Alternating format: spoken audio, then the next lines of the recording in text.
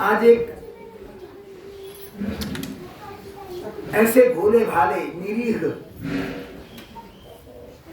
इस संसार की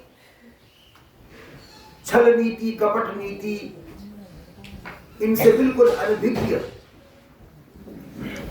सभी में भागवत की चर्चा करनी चाहेंगे। आज मुझे बड़ी प्रसन्नता हुई। ऊपर भोजन के बाद विश्राम का जो काल था ना, थोड़ा सा अल्प कर दिया आजकल इन्होंने, तो उसमें आज हमारे सेवा दल के मंडल के जितने भी बच्चे ये इनके अधीक्षक हैं, या इनका शुभ नाम है हैप्पी प्रसन्न, बिल्कुल। तो प्रसन्न देव जी के साथ कुछ चर्चाएं कर रहे थे, तो इन्होंने कहा भगवान भोले भाव में मिलते हैं। तो भगवान की बात होगी तो कान चौंके। अरे भाई इसको थोड़ा मैं जगराता करने नहीं आया।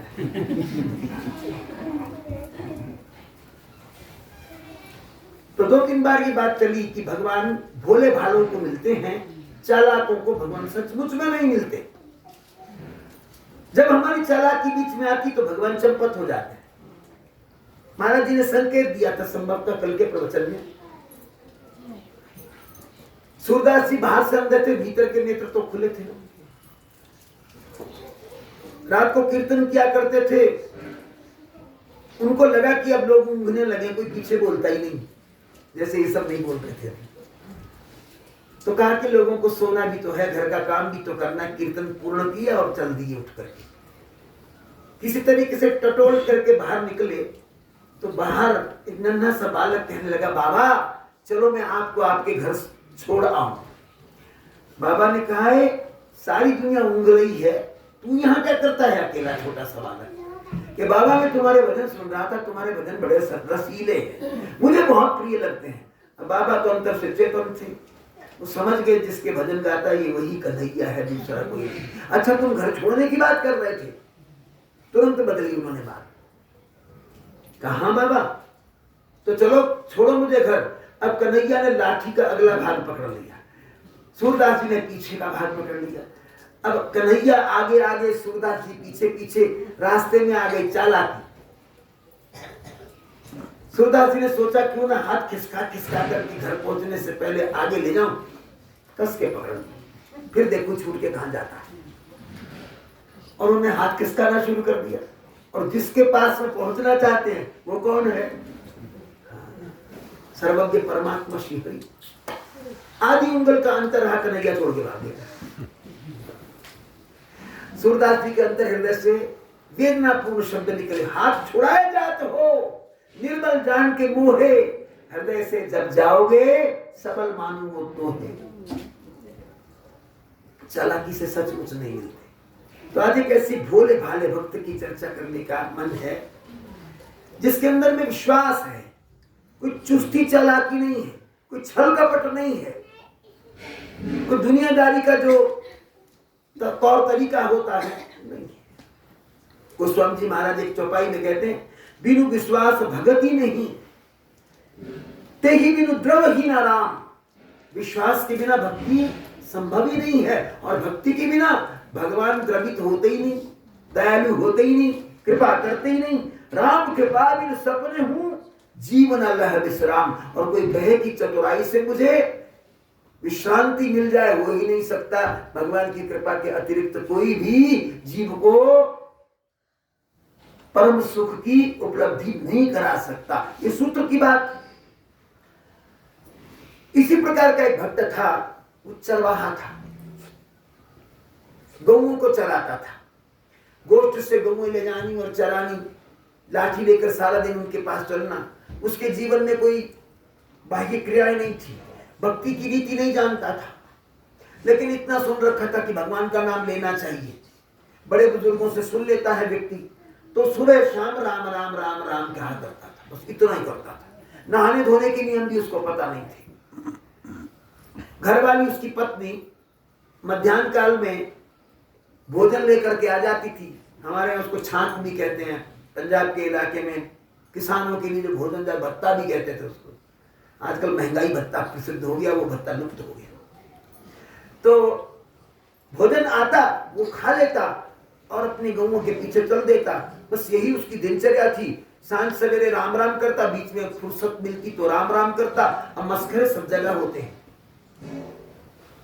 उसको चिढ़ाया करते, बड़ा आया राम भक्त, राम राम बोलने से तुझे राम के घर में पहुंचाने वाले विमान का पाया न मिलेगा, ऐसे चिढ़ाते उसको। वो बेचारा शांत हो करके अपना काम करता रहता है। एक दिन चिढ़ा रहे थे तो दैव योग से एक संत निकले। उस संत ने सुन लिया कि ये सब चिढ़ा रहे हैं और वो बेचारा भगवान का नाम ले रहा है। संत ने कहा, छी क्या करते हो, भोला भाला जीव भगवान के साथ जुड़ रहा है, तुम उसको पथभ्रष्ट कर रहे हो। भगवान के नाम का स्मरण करे, तुम उसको नाम से डिगाओ, घोर पाप तुमको लगने वाला। किसी को राम नाम का अवसर दो तो अच्छी बात, और अवसर से डिगाओ तो घोर पाप। तुम तो पतित कर रहे हो, असल में तुम्हारा पतन हो रहा है। देखो भले ही इसकी उम्र 50 साल की होने को आई, पर राम नाम राम नाम राम नाम मुख पे बिठा रहा है, भोले भाव से बिठा रहा है। एक दिन ऐसे संत आएंगे, ऐसे संत आएंगे, बस जो दृष्टि से इसका कल्याण कर देंगे।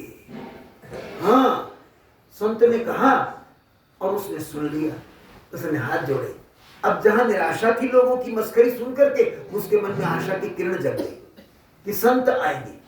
देखो विश्वास बहुत बड़ी वस्तु है, उसने विश्वास कर लिया कि संत भगवान ने कहा कि एक दिन आएंगे महात्मा, इसे उपदेश करेंगे, इसका कल्याण हो जाएगा, यानी इसे गुरु बन करके मार्ग दिखा देंगे।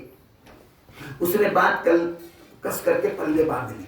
अब गौओं को चराता तो राम राम दृढ़ता से बोलता, क्योंकि राम राम बोलने के प्रभाव से संत ने कृपा करके ये बात कही थी। अब संत की वाणी सच है, ये उसके मन में बैठ गई बात। संशय नहीं था कोई उसके मन में, चालाकी नहीं थी, इसलिए संशय नहीं था।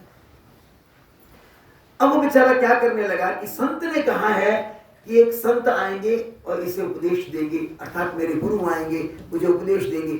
अब क्या करता, रास्तों की ओर देखने लग जाता। बीच बीच में तो उत्कंठा इतनी बढ़ जाती, पेड़ पर चढ़ जाता कि रास्ते पे सचमुच कोई आ रहा है कि नहीं। बहुत दिन बीत गए, बहुत दिन बीत गए, बड़ी बड़ी दूर जाकर के सांझ के समय खड़ा हो जाता, कोई संत नहीं आया तो निराश लौटा। अब तो स्थिति ये हो गई कि रोने भी लग जाता, आंसू भी निकलते कि संत की वाणी कब सत्य होगी, कब मेरे लिए सद्गुरु बन करके आएंगे, मेरा कल्याण कब करेंगे। जब उसकी उत्कंठा इतनी बढ़ गई तो भगवान का भी सिंहासन डोलने लगा, सद्गुरु बन करके भगवान आए। अब सद्गुरु में तो भगवान है ही, संत को भगवान ही तो माना जाता है, क्योंकि संत भगवान को अपना जीवन अर्पण करके चलता है। संत के जीवन की गाड़ी कोई नहीं चलाता, भगवान चलाते हैं। कबीर जी एक स्थान पे लिखते हैं, साधु गांठ न बांधई उधर समाता लिए, आगे पीछे हरि खड़े जब मांगे तब दिए। तो वो बेचारा उत्कंठित होकर के अपने गुरु की प्रतीक्षा करने लगा, और एक दिन प्रतीक्षा की समाप्ति हुई, संत भगवान को आते हुए देखा, बहुत प्रसन्न हुआ। उसने क्या किया कि संत भगवान यहाँ पहुंचे उससे पहले पहले मैं अपनी गाय दूह लूं और उनको धारोष्ण दूध अर्पण करूं। देखो श्रद्धा कितनी है, एक विश्वास और दूसरी श्रद्धा। धारोष्ण दूध निकाला, अभी गाय बेचारी दूध देने को और तैयार थी, गाय के स्तनों में दूध उतरा हुआ था, उसने बस उतना ही उतारा जितना संत पी ले, उतना ही निकाला, सिर डेढ़ सिर दूध निकाला।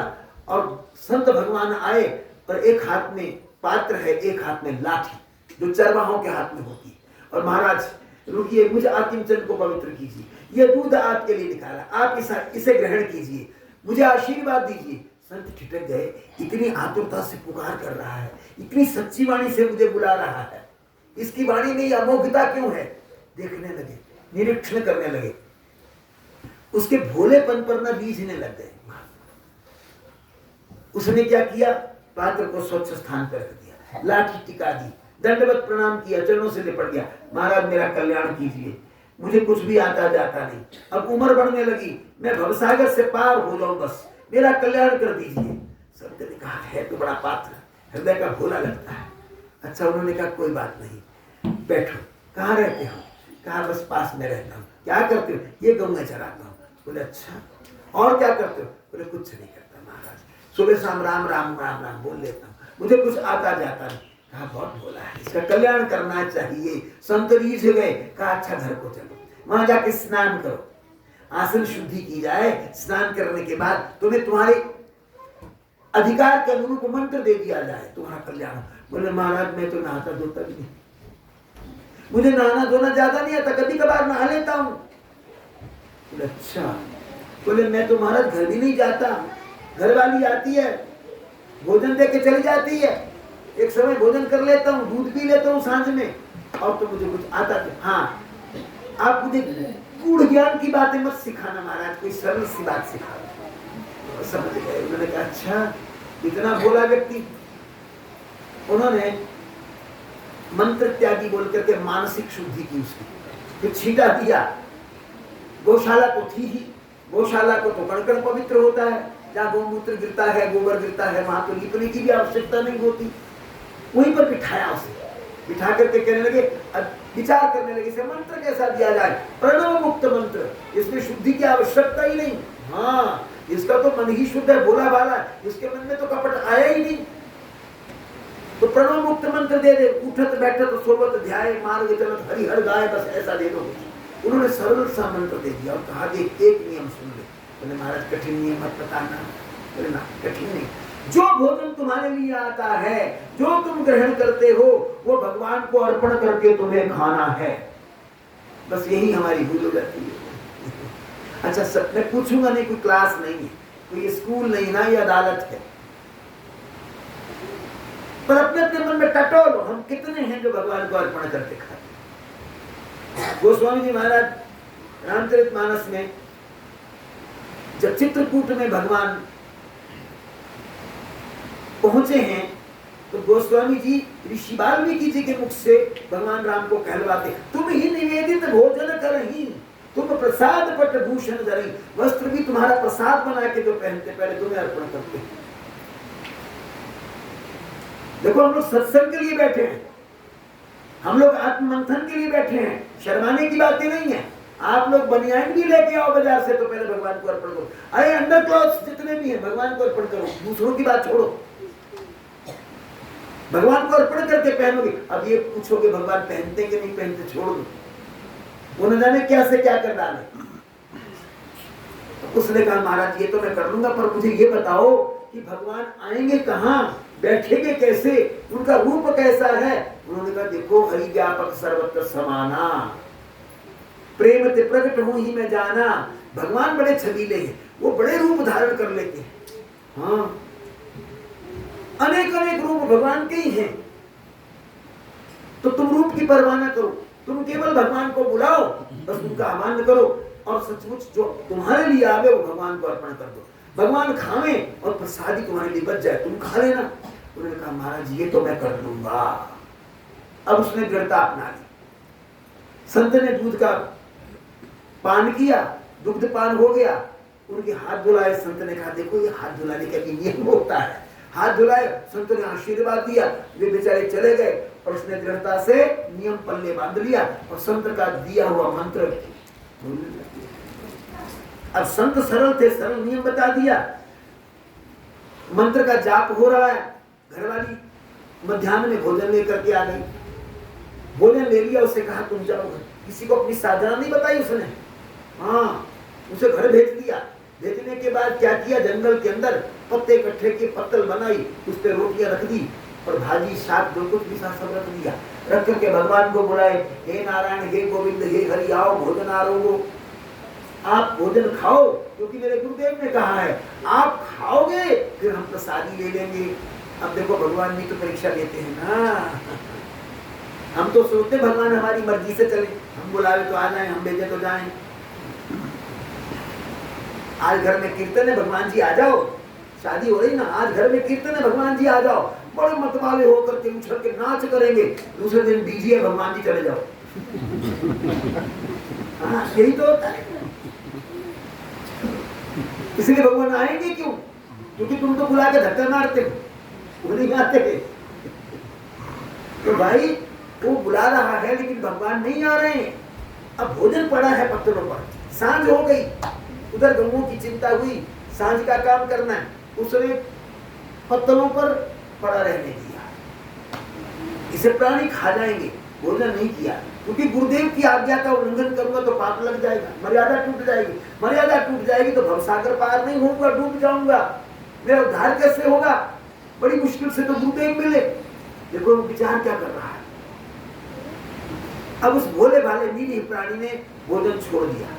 अब 18 दिन ऐसे ही हुआ, 18 दिन बीत गए, हड्डियां निकल आई, आंखें खड्डों में घुसने लग गई, अब उठना बैठना थोड़ा मुश्किल हो गया, पशुओं को हाँकना भी कठिन होने लगा। पत्नी आई और आकर के पूछने लगी, ये सब क्या है? क्या तुम्हें भोजन नहीं मिलता? भोजन खाते हो? उसने कहा नहीं भोजन खाता हूँ, भगवान जाने क्या बात है। बेटा भी पूछने लगा, सबको समझा बुझा के घर भेज दिया। उस दिन भी भगवान नहीं आए, 9 दिन और बीत गए। अब इतना जीर्ण शीर्ण हो गया कि पत्थरों पर भोजन परोसते लेकिन खुद लेट जाए, बैठा भी ना जाए बेचारे से, इतना जीर्ण शीर्ण हो गया। 9 दिन बीत गए, 27वां दिन आया तो भगवान के लिए भोजन रख दिया, और भोजन रखने के बाद लेट करके प्रार्थना कर रहा है, भगवान आकर के आरोगो, इस मर्यादा को आप ही पालित करने वाले हो, मैं अकिंचन कैसे कर सकता हूँ? और विचार कर रहा है कि बस प्रार्थना आज ही हो पाएगी, कल की प्रार्थना के लिए अंदर ताकत ही नहीं है, बल ही नहीं है, और आज जो हृदय का भाव है वो अर्पण कर दूं कल के लिए तो पता नहीं, ये शरीर ही नहीं रहेगा तो भाव कहां से रहेंगे। ऐसा सोच करके प्रार्थना की, और बेचारा नैन से मूंद करके बड़ा ही निराश भाव से भगवान का नाम लेता हुआ भगवान को पुकार रहा है, क्योंकि गुरु का वचन अटल है, ये उसके अंदर विश्वास है। अब समाप्त क्या हुआ कि गौशाला के अंदर प्रकाश छा गया। प्रकाश हुआ तो उसकी आंखें खुली और चुंझाने लगी। उसने किसी प्रकार से उठ करके देखना चाहा तो सामने गोविंद खड़े हैं, बहुत ही सुंदर लावण्यमय रूप उनका, जीवा वर्णन नहीं कर सकती। उसकी आंखों से आंसू बहने लग गए। हे प्रभु आप आ गए, आपके लिए मैंने भोजन रखा, भोजन आरोगी है, भोजन खाइए। भगवान कहने लगे, निश्चित निश्चित मैं तुम्हारा भोजन करने के लिए आया, यही भोजन मुझे प्रिय होता है। मैं सरल लोगों के यहाँ सरल भोजन करता हूँ, मैं ऊंचे ऊंचे सेठों के यहाँ पकवान नहीं खाता। भगवान ऐसा कह रहे हैं, और वो हाथ जोड़ करके अश्रुओं की धारा से भगवान के चरण धो रहा है। भगवान के सुंदर सुंदर रक्तिम चरणों को उसने आंसू से धो करके प्रक्षालित कर दिया। भगवान ने आशीर्वाद दिया, और उसके कहे अनुसार भगवान ने तोड़ तोड़ के खाना शुरू कर दिया। अब भगवान की तो कृपा इतनी महान थी कि उसके अंदर वो सारी वेदना, सारी थकान, सारी परेशानी नष्ट हो गई। भगवान ने भोजन खाया, उसने कहा कि अब तुम्हारी तृप्ति हुई ना, आनंदित हो गया, और इधर में भगवान अंतर्धान हुए। वो बेचारा रोने लगा। अब उसने प्रसाद पाया, प्रसाद पाके अपने आप को देखा, मेरा तो सब कुछ बदल गया। भगवान ने क्या कहा जाते समय, गोपाल तुम एक काम करो, अब तुम ये काम छोड़ दो, घर में चले जाओ, बस केवल भजन करो, तुम बुलाओगे मैं आ जाऊंगा, जब तुम्हारी आयु पूर्ण हो जाएगी तो मैं अपने धाम लेकर के जाऊंगा। बोलो भक्ति भक्त भगवान की जय। हम लोग भी बुलाते, भोग लगाते समय, और भोग लगाते समय सोचते क्या है कि ज्यादा देर बुलाया तो भोजन ठंडा हो जाएगा, फिर हमसे खाया नहीं जाएगा। तो भगवान जी आए ना आए, हमने तो फर्ज पूरा कर दिया। हाँ, 2 बार छींटे मार दिए, अब थाली उठाओ, जल्दी करो, अंदर गुड़गुड़ाहट हो रही। यही दशा है हमारी, इसीलिए तो दिशा बदलती नहीं। तो आइए एक बार बुलाते, चलो नकली सही है, नकली तो बुलाते बुलाते पुराने हो गए हैं, कोई बात नहीं।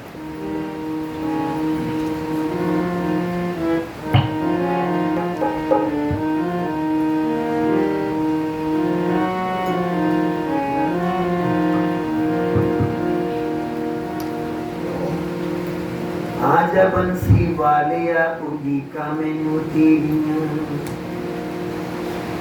आजा बंसी वालिया उगी का मैनू तेरियां, आजा बंसी वालिया उगी का मैनू तेरियां, तेरे पीछे चलियां मुसीबतां बथेरियां, आजा बंसी वालिया उगी का मैनू तेरियां, सब बोलो ना, वालिया उगी का मैनू तेरियां, तेरे पीछे चलियां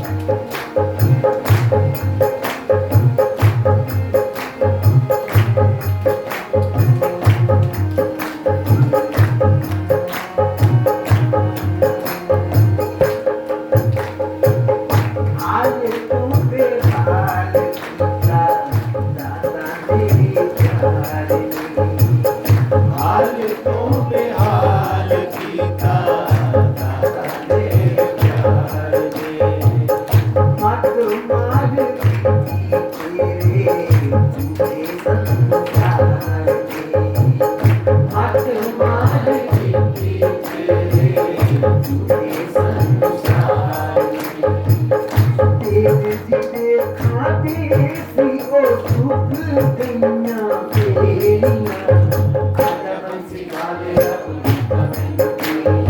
आजा बंसी वाले तेरे पीछे खड़ी ना मुसीबतां बथेरियां आजा बंसी वाले आजा बंसी वाले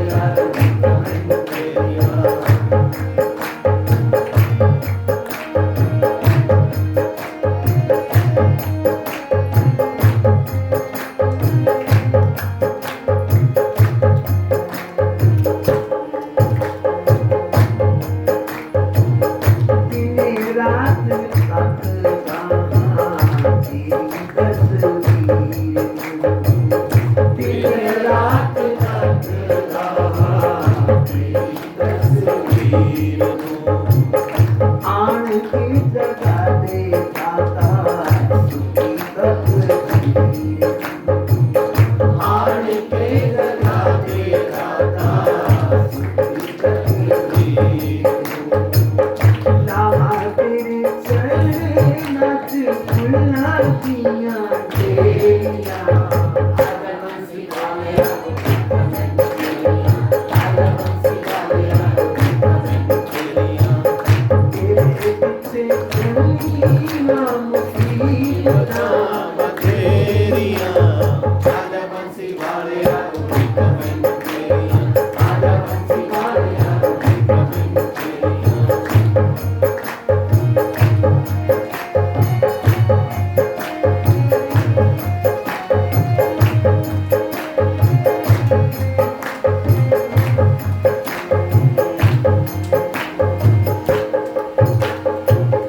तेरी याद लेता मैनू बड़ा ही सताया तेरी याद ने ता मैनू बड़ा ही सताया सारा जग छड्ड के मैं दर तेरे आया सारा जग छड्ड के मैं दर तेरे आया तेरे बातों सुनदा ना गल्ला कोई तेरियां आजा बंसी वाले आजा बंसी वाले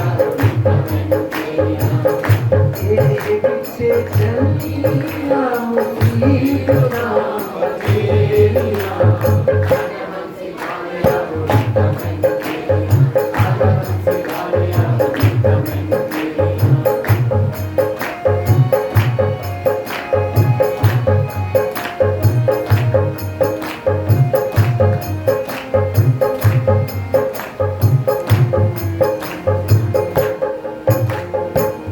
तेरे प्यार विच मैं ना जादू भुला लिया तेरे प्यार विच मैं ना जादू भुला लिया लोकी मैनू पुछदे ने आज की बना लिया लोकी मैनू पुछदे ने आज की बना लिया होया की कसूर में तो लाइयां कानू तेरियां आजा बंसी वाले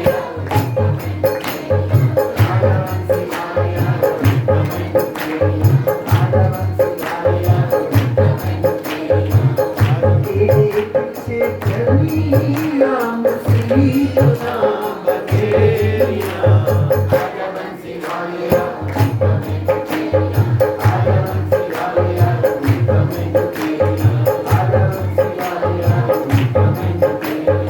आजा बंसी वाले